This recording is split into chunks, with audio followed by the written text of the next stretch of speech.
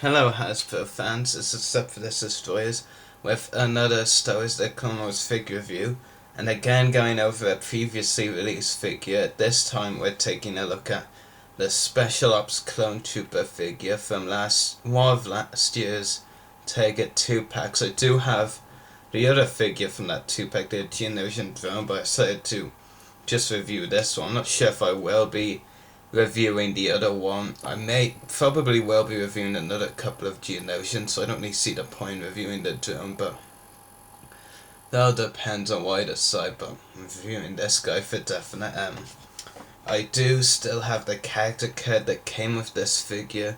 It's a pretty nice shot of the Special Ops Clone Trooper from landing at Point Rain with Ki-Adi-Mundi in the background as well. The figure itself is really good, I have to say. It's got a lot of nice details and Geonos-esque colouring, and it does look very nice. It does come with one accessory. It's just your clone standard DC-15 blaster, so really nothing that special. In fact, I'll remove it now so as to focus on the figure for the rest of the review. Just a little look at it again. So anyway, onto the figure. Is one of the main reasons I really like this figure is because it has a very interesting helmet design that is in fact unique, I should say, to this figure. So it's a really cool feature about this figure.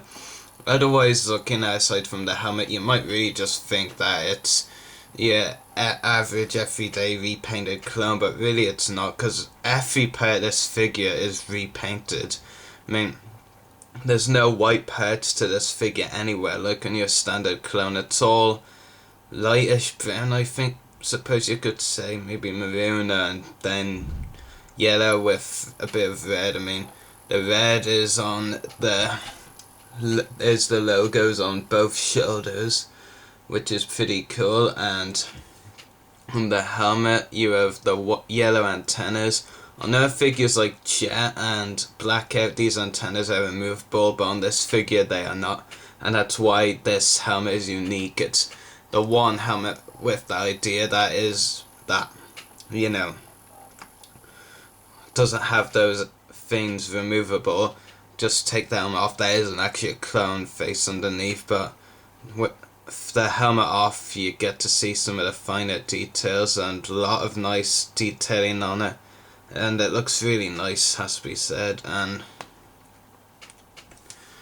the back of the figure is really nothing too special, but you do see more of the great brownish detailing that Hasbro put into this figure, and this is a really nice figure, and being in the original mode, the articulation is pretty much flawless. And speaking of which, articulation: ball jointed head, ball hinged shoulders and elbows, swivel wrists, and ball jointed torso, swivel hips, ball hinged knees, and ball hinged ankles. And so it is a very well articulated figure. You can't really ask for much more from this figure, as we said, except for maybe ball jointed hips, but really with clones they only come for the most part with the Earth Trooper figures. Otherwise you don't really get ball jointed hips with clone troopers in this line, or with Clone Wars figures for the most part in general. This is a very nice figure, and I definitely recommend you picking this one up to add to your clone collection.